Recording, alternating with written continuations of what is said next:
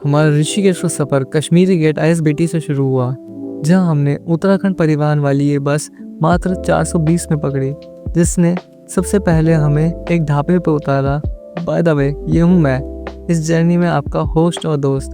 और ये है वो ढाबा जहां हमने फ्रेश होकर नाश्ता करा। फिर हमारी बस ने सीधा हमें रुड़की हरिद्वार से होते हुए ऋषिकेश उतार दिया। वहां उतरकर हमारा पहला स्टॉप था त्रिवेणी घाट, जो कि वहां से बहुत पास में था।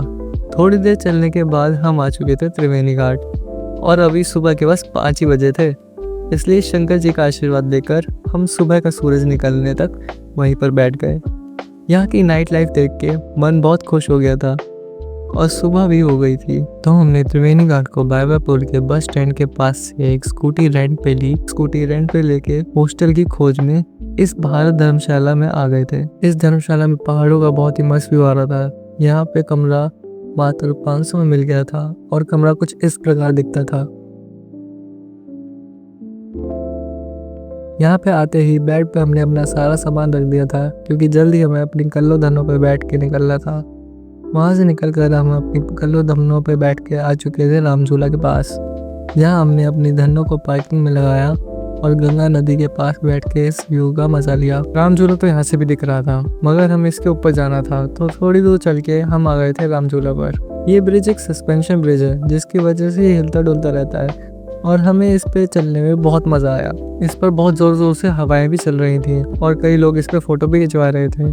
इसको पार करने के बाद अब बारी थी थोड़ा एडवेंचर करने की, जिसके लिए हम अपनी धनों पर बैठकर सांप जैसे रास्तों से होते हुए जा रहे थे नीर झरना देखने के लिए, जिसका पास हमें 30 रुपए पर पर्सन पड़ा। नीर झरना पहुंचने के बाद भी हमें अपनी धनों से ऑफ राइडिंग करनी पड़ी, जिसके बाद अब बारी थी बहुत सारी सीढ़ियाँ चढ़ने की, जिनको चढ़ने के बाद हमें अपनी मंजिल या कहें झरने दिख गए। हाँ, यहाँ बहुत सारे झरने थे जो कि बहुत सुंदर सुंदर थे, और उनके पास कई स्टॉल थे जहाँ से ऐसे नज़ारे देखते हुए हम कुछ खा पी भी सकते थे। लेकिन झरनों को देखने के लिए बहुत ज़्यादा ऊपर चढ़ना होता था, इसलिए हमने कुछ ही झरने देखे और वापस होटल के लिए निकल गए। लेकिन होटल जाने से पहले हम जानकी झूला भी जाने वाले थे।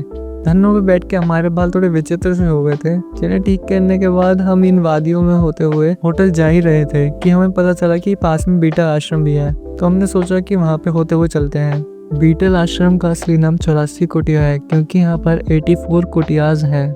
लेकिन यहाँ इतना खास कुछ देखने का नहीं था, इसलिए हम जानकी झूला से होते हुए होटल जाने लगे। जानकी झूला एक मोटरेबल ब्रिज है, इसका मतलब कि यहाँ पर हम अपनी धनों को भी ला सकते हैं। हम लक्ष्मण झूला इसलिए नहीं गए क्योंकि वो इस टाइम अंडर कंस्ट्रक्शन है। जानकी झूला को पार करने के बाद हम होटल की ओर जाने लगे। अब हमारा अगला प्लान गंगा आरती को देखने का था, लेकिन उससे पहले हम थोड़ी देर होटल जाके सोने वाले थे।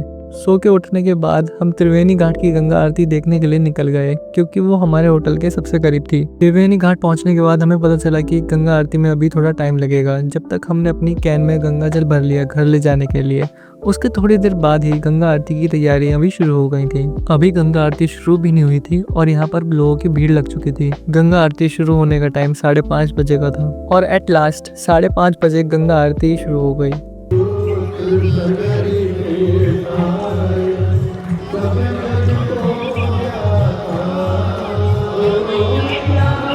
गंगा आरती खत्म होने के बाद वहां और भी ज्यादा भीड़ हो चुकी थी। त्रिवेणी घाट के अलावा गंगा आरती परमार्थ निकेतन में भी होती है। गंगा आरती देखने के बाद हमने जल की कैन को होटल में रख दिया और खाना खाने के लिए द सिटिंग एलिफेंट नाम के कैफे में चले गए, जो कि 5th फ्लोर पे था।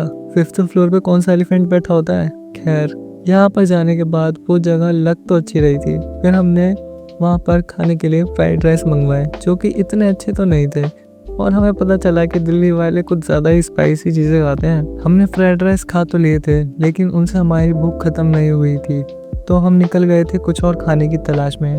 बहुत देर घूमने के बाद हमें ये डोसे की दुकान दिखी, तो हमने सोचा चलो नॉर्थ आके कुछ साउथ की चीज़ें ही खा लेते हैं। मुझे पहले तो ये लोकल सा लग रहा था, लेकिन अंदर जाके पता चला कि इसकी और भी बहुत सारी फ्रेंचाइजी हैं। अंदर जाके पहले तो हमने पानी पिया और मसाला डोसा ऑर्डर किया। बहुत ज़्यादा ही देर के बाद हमारा मसाला डोसा फाइनली आ गया, जो एटलीस्ट खाने में तो टेस्टी था। उसको खाने के बाद अब बारी थी कुछ आफ्टर मील की, जिसमें हमने यहाँ की मशहूर पप्पू दी लस्सी पी, जो कि सारी चीज़ों में सबसे टेस्टी थी।